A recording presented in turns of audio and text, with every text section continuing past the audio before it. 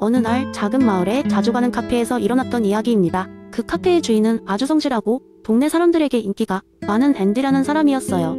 앤디는 항상 손님들의 커피 취향을 기억해놓고 그들이 카페에 들어오기도 전에 준비해놓곤 했죠. 손님들은 그런 앤디를 보며 참 멋진 사람이야 라고 입을 모았지만 앤디는 자신이 특별히 훌륭하지 않다고 생각했어요.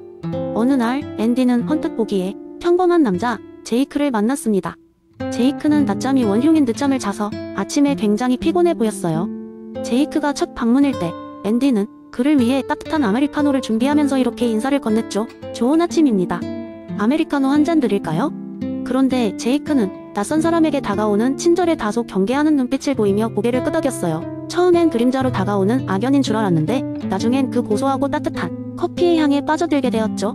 얼마 후 제이크는 매일같이 앤디의 카페를 방문하기 시작했어요. 하지만 제이크는 점점 이상한 행동을 보이기 시작했어요. 매일 같은 시간에 카페에 와서 착석한 뒤 흔들리면서 창밖 불멍하니 바라보는 것이었어요. 앤디는 순간적으로 이질감을 느끼게 되었고 그래서 제이크의 의도를 알아보기 위해 친밀하게 다가가 보았습니다. 제이크, 무슨 고민이라도 있는 건가요? 요 며칠 동안 무척 피곤해 보이네요. 그러자 제이크는 잠시 말을 멈추고는 깊은 한숨을 쉬며 털어놨습니다. 사실은요, 앤디, 저는 이 도시에서 일종의 미스터리를 풀고 있습니다. 커피를 마시며 생각도 정리하고 사람들의 행동도 관찰 중이에요. 도와주실 수 있을까요? 앤디는 무척 흥미로웠습니다. 그저 커피를 만들던 자신의 일상이 이렇게 신비로운 일로 이어질 줄이야. 앤디는 제이크의 의도를 이해하고 그를 도와주기로 했습니다. 그렇게 시간이 흐르고 두 사람은 함께 작전을 짜기 시작했죠. 담배를 피우던 노인, 학교를 마치고 돌아오는 아이들, 커피를 쏟고 짜증 내는 직장인 등 다양한 손님들의 행동 패턴을 기록하면서 마을에 숨겨진 비밀을 찾아 나갔습니다. 하지만 정작 제이크의 진짜 의도가 무엇인지에 대해 앤디는 여전히 의문을 품고 있었죠. 하루는 카페에 톰이라는 수상한 남자가 나타났습니다.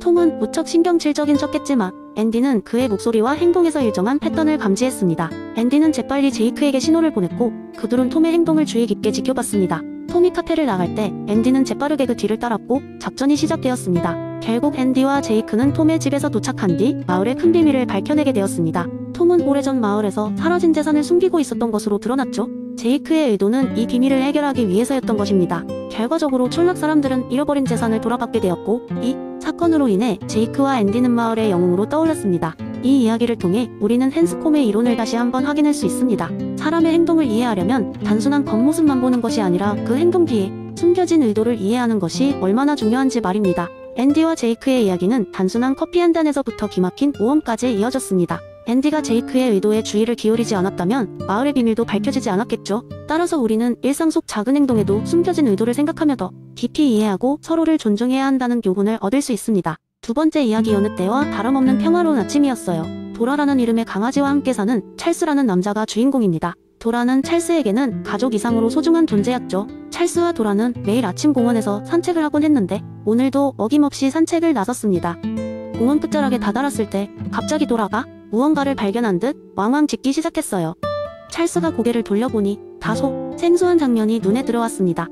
한 남자가 억지로 강아지를 들어올려 차 트렁크에 넣고 있는 것이었죠. 그 강아지는 분명히 도라와 비슷한 골든 리트리버였습니다. 순간 찰스의 머릿속에는 수많은 생각이 스쳐 지나갔지만 그보다 먼저 그의 마음속에서는 강한 분노와 불안이 솟구쳤습니다. 그의 논리적 사고는 아직 따라오지도 않았는데 벌써 그의 감정은 행동으로 이어지고 있었습니다. 당신 뭐하는 거야? 찰스는 소리치며 달려갔습니다. 차 트렁크를 열려는 찰스의 시도는 거칠었고 그 남자도 당황한 기색이 역력했습니다. 이봐요, 이건 제 강아지예요. 남자는 항의했지만 찰스의 감정은 이미 뒤를 타든 상태였습니다. 내 강아지라고? 그럼 왜 이리 위태롭게 차에 던져넣는 건데? 분노에 찬 찰스는 도리를 따지기 시작했어요. 논란이 끊어지지 않자 주변에서 이목이 집중되기 시작했습니다. 몇몇 사람들이 스마트폰을 꺼내들고 촬영하기 시작했죠. 설상가상으로 공원 관리인까지 현장에 도착했습니다. 관리인은 좀 더 이성적이었어요. 그는 찰스와 그 남자를 양쪽으로 떼어놓고 상황을 정리하려 했습니다. 모두 진정하세요. 둘 다 이야기를 차분히 들어봅시다. 그러자 비로소 찰스도 한 발 물러나 숨을 고르며 자신의 행동을 돌아보기 시작했어요. 자신이 왜 그토록 격렬하게 반응했는지 순간적으로 머릿속을 정리할 수 있었습니다. 그는 단순히 자신의 감정에 이끌려 행동한 것이었죠. 우의문적 감정주의라는 철학적인 개념은 알지 못하지만 이런 순간에 그것이 무엇을 의미하는지 몸소 체험하고 있는 셈이었습니다. 관리인의 중재로 남자는 자신이 강아지를 억지로 차에 태우던 게 아니라 사실 강아지가 공포심에 짖는 바람에 오히려 더 조심스럽게 다루고 있었다고 설명했습니다. 그리고 결국 그 남자의 강아지 또한 도라와 비슷한 생김새의 다른 골든 리트리버였다는 것이 밝혀졌습니다. 찰스는 순간의 부끄러움과 후회가 밀려왔지만 동시에 매우 중요한 교훈을 얻었습니다. 우리는 때때로 감정에 휩싸여 이성적인 판단을 뒤로 미루곤 하죠. 하지만 감정이 우리의 행동을 지배할 때 우리는 그것이 올바른 행동인지 되돌아보거나 반성할 필요가 있습니다. 도라는 찰스 곁에서 의아한 눈빛으로 그를 바라보았고 찰스는 도라를 쓰다듬으며 이렇게 말했습니다. 도라야, 감정은 중요한 거야. 하지만 앞으로는 이 감정을 조금 더 잘 다뤄보자, 우리. 이 이야기는 단순히 웃고 넘길 수 있는 해프닝이었지만 우리 모두가 일상 속에서 겪을 수 있는 상황에서도 버나드 윌리엄스의 무의문적 감정주의 이론이 의미하는 바를 되새길 수 있는 좋은 교훈이 됩니다. 감정의 힘을 존중하되 그 힘을 마주할 때 이성적인 반성이 함께할 수 있다면 더욱 균형 잡힌 삶을 살 수 있겠죠. 세 번째 이야기. 몇 년 전 나는 대학에서 가장 중요한 시험이 몇 주 앞으로 다가왔을 때 전공 수업을 끝마치고 도서관에 갔다. 그 당시 나는 에픽테토스의 철학에 대해 한창 흥미를 가지고 있었다. 그래서인지 늘 마음속에 에픽테토스의 내적인 자유 개념을 되뇌며 하루를 시작했다. 도서관에 도착했을 때 나는 곧바로 제일 좋아하는 자리로 었다. 창문 옆 햇빛이 잘 들어오는 테이블이었다.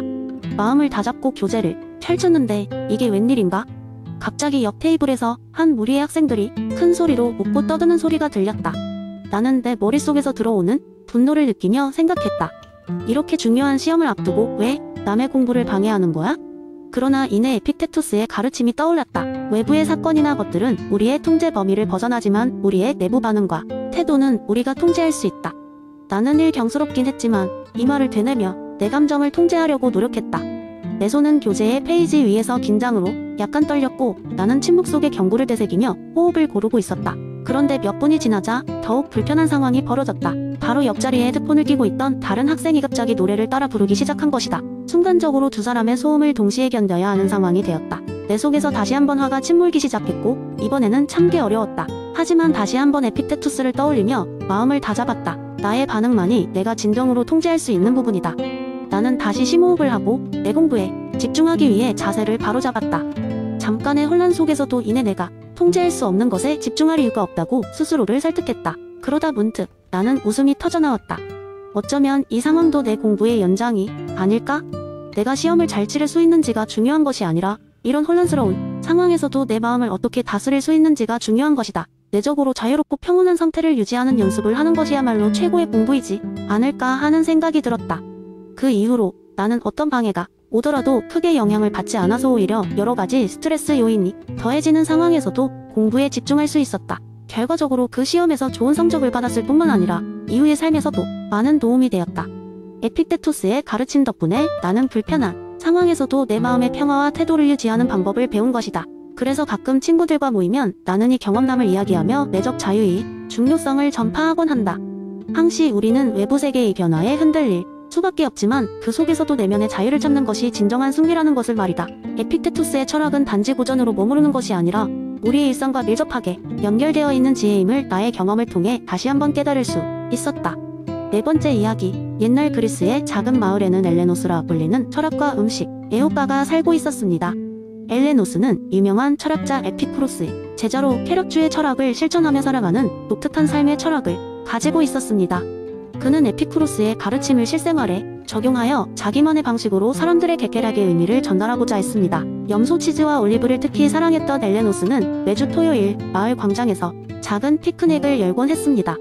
주민들은 엘레노스가 차린 맛있는 음식들을 나눠 먹으며 그가 풀어놓는 철학 이야기를 듣는 것을 즐겼죠. 어느 날 엘레노스는 마을 사람들에게 특별한 이야기를 들려주기로 결심했습니다. 그날도 그리스의 푸른 하늘 아래 엘레노스는 주름진 앞치마를 두르고 올리브와 빵을 준비했습니다. 그리고 마을 사람들을 모아놓고 강렬한 눈빛으로 입을 열기 시작했습니다. 얘들아, 오늘은 에피쿠로스의 쾌락의 분류에 대해 이야기하려고 해. 이는 우리와 같은 평범한 사람들이 참된 행복을 찾는데 얼마나 중요한지 깨닫도록 해줄 거야. 엘레노스는 우선 큰 빵 덩어리와 올리브 한 줌을 들고 말했습니다. 이 빵과 올리브는 우리가 매일 먹는 기본적인 음식이지. 에피쿠로스는 이런 걸 자연적, 필수적 쾌락이라고 했어. 왜냐면 먹어야 살아갈 수 있으니 말이야. 하지만 중요한 건 이 기본적인 필요가 충족되면 더 많은 것을 갈망하기 시작한다는 거야. 그는 이어서 여러 가지 맛있는 양념과 과일, 그리고 마을에서 직접 만든 와인까지 테이블에 올렸습니다. 이게 바로 자연적, 비필수적 쾌락이야. 맛있는 음식과 좋은 술, 예쁜 풍경을 보는 것 말이지. 이런 것들은 우리 삶을 훨씬 더 풍요롭게 만들어줘.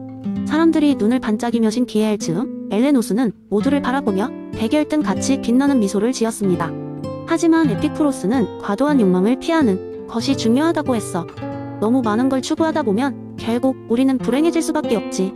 그러니까 중요한 건 필요와 욕망 사이의 균형을 잘 맞추는 거야. 엘레노스는 그 날이 이야기를 마무리하며 사람들이 강연만으로는 충분히 이해하기 어렵다는 것을 알고 있었습니다.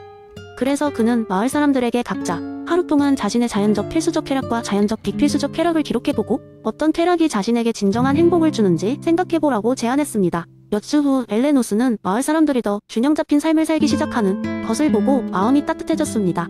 사람들은 더 이상 모두가 부러워하는 생활을 발망하지 않고 자신만의 작은 행복을 찾는 법을 배웠습니다. 어떤 이는 더 자주 산책을 하고 어떤 이는 가족과 더 많은 시간을 보내기 시작했습니다. 이렇게 마을 사람들은 에피쿠로스의 철학을 통해 자신만의 행복을 찾아가는 멋진 여행을 시작하게 되었답니다.